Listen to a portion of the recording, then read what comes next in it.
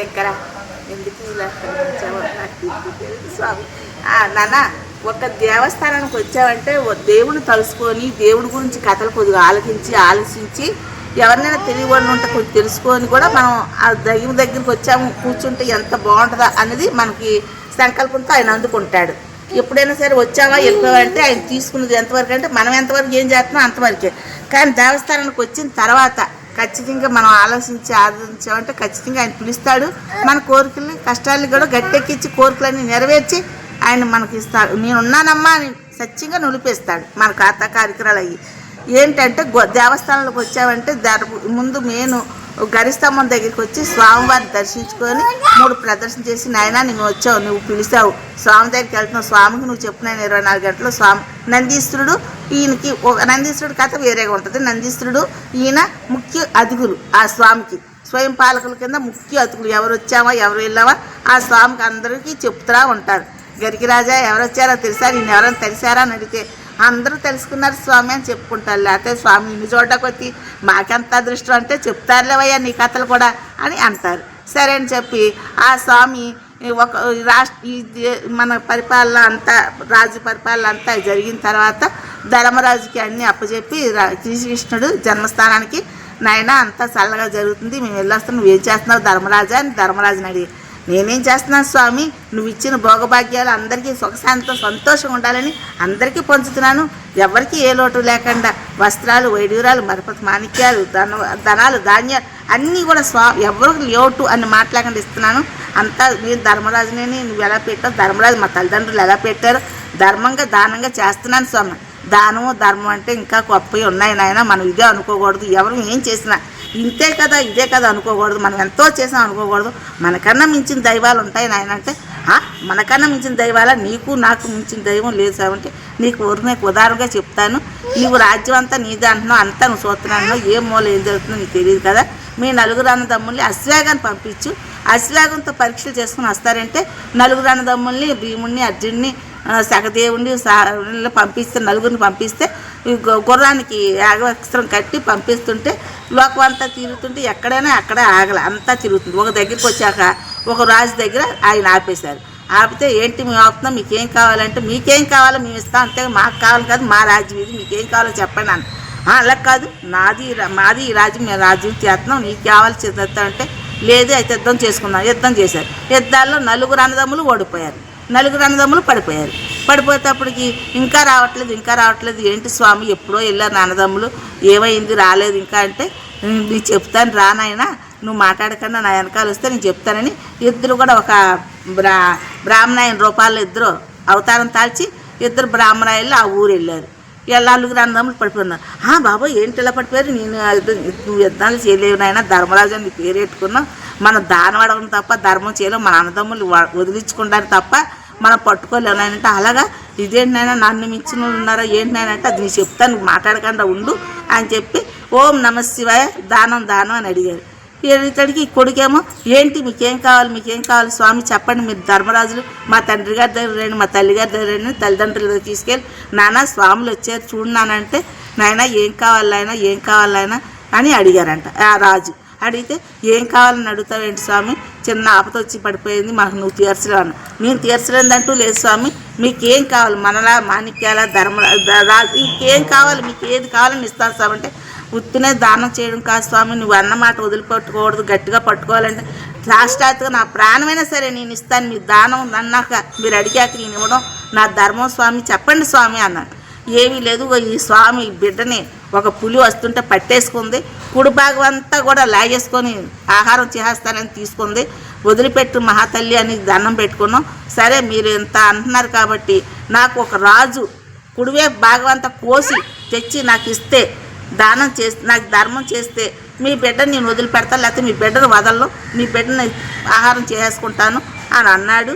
ఇప్పుడు అలా వద్దమ్మా నువ్వు అలాగే ఉండమ్మా తెస్తానమ్మని వచ్చావు, మీ రాజ్యంలో మీ రాజుగారిది అంతే మీరే కదండి స్వామి అంటే నేనే చెప్పిన ఆయన నేనే రాజుగారిని చెప్పండి అంటే మీ వైపు కుడివైపు అంతా కోసి బాగా నాకు ఇస్తే నేను ఆ రాజుకి ఇచ్చి ఆ పులికి ఇచ్చి ఆ పులి దగ్గర నా బిడ్డను తెచ్చుకుంటాను నాయన అన్నాడు. అలాగే స్వామి అంటే అది ఇంకొక మాట ఉంది స్వామి అంటే చెప్పండి స్వామి అంటే అది మీ బిడ్డే కొయ్యాలి, మీ ఆవిడే దానం చెయ్యాలి. మరి ఆ భాగం తీసేస్తే మీ ఆవి ఉండవు కదా స్వామి, ఉందో లేదో మాకు తెలియదు. కానీ మీ కుడి భాగం మీ భార్య దానం చేయాలి, మీ బిడ్డ కోసి ఇవ్వాలి. అలాగని తీస్తే మేము తీసుకుంటాం స్వామి అన్న. అదెంత భాగ్యం తండ్రి, ఇస్తాను స్వామి అని బిడ్డ దగ్గరికి వెళ్ళి, నాయన నా కోరిక నెరవేర్చరా, కన్నందుకు నా రుణం తీర్చుకోరా. నా స్వాములు అడిగారు, స్వామి సాష్టాత్ ఎవరు వచ్చినా మన ఇంటికి స్వామి, ఎవరు చేసినా మన ఇంటికి దైవమే, మన దైవానికి ఇవ్వడానికే ఉన్నాం. ఎవరా నాయన అంటే, అదేంటి నాన్న అంటే, నువ్వు కోసిస్తే అమ్మ దానం చేద్దంటే, స్వామి ఇదేం కర్మ నాకేం తెలియదు అలాగ అనక అమ్మ, అది దైవత్వంగా భావించుకో, మనస్ఫూర్తిగా సంతోషంగా ఇవ్వాలంటే.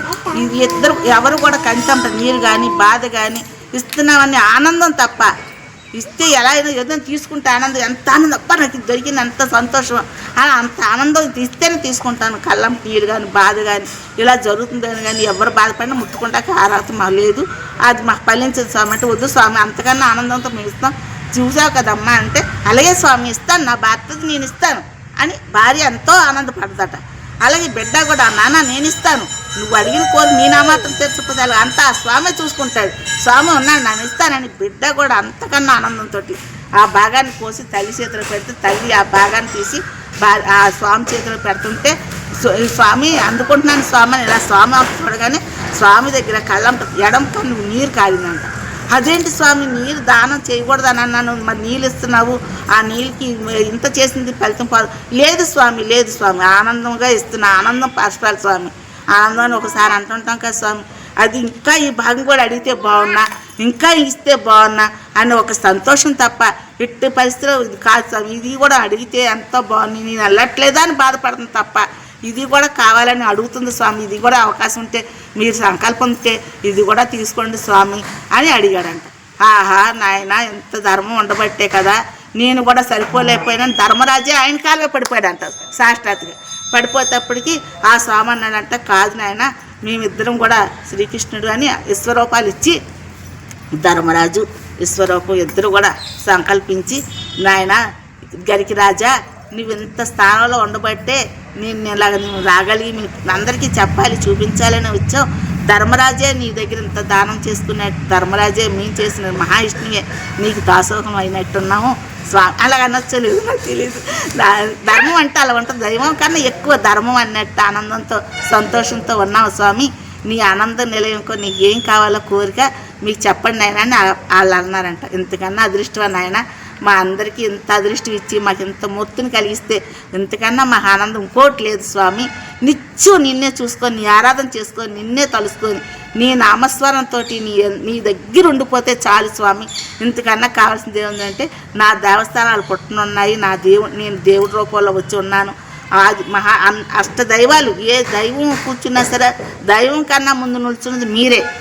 ముందు మీ గరిస్తమం నిల్చుంటేనే దైవత్వం లోపల పెట్టుకున్న అదృష్టం ఇస్తారు. దైవం కూడా మిమ్మల్ని తలుసుకొని చూసుకున్నట్టే మేమే మిమ్మల్ని తలుసుకుంటాం, మీ కథలు చెప్పుకోవాలి, మీరు నలుగురిలో ఆనందపడాలి అని నీ దగ్గరికి వచ్చి నేను తలిసి పిలిచిన వాళ్ళకి గరిరాజా అని చెప్పుకున్న వాళ్ళకే ఆనంద ముక్తిని కల్పించి నీ గురించి అందరికీ చెప్పుకుంటాం అని ఇంకా ఏవో చెప్పారు. చాగంటి కోటేశ్వర గారు స్వామి ఆలకిస్తూ ఉంటాను నాయన, చాగంటి కోటేశ్వర గారు ఎక్కువ ఆలకిస్తాను, నేను చెప్పుకున్నాను స్వామి. నా తండ్రి శివయ్య నాకు తెలియని తప్పులుంటే క్షమించమని స్వామిని ఆరాధన చేసుకుంటున్నాను స్వామి. ఇది ఎంతవరణం అంటే, దేవస్థానానికి వచ్చిన తర్వాత స్వామిని దర్శించుకునేటప్పుడు, స్వామి మాలో తప్పుంటే క్షమించు, మా అమ్మలు చల్లగా కాపాడి అంతా చల్లగా ఆస్వాదిస్తామని స్వామిని మనస్ఫూర్తిగా ఎంత ఆరాధన చేస్తాము. స్వామిని అంత ఆరాధన చేసి ఈ కథలన్నీ మాకు తెలియదు స్వామి. ఎవరినైనా తెలిసిన వాళ్ళని ఈ రకాలు ఉన్నాయి ఏంటండి ఆ శిలారూపం అని ఎవరైనా అడిగినా కొద్ది కథలా చెప్తారు. అది నేను ఒకళ్ళని అడిగాను, ఒక దేవుడు చెప్పాడు, అది మకర తోరణం అంట.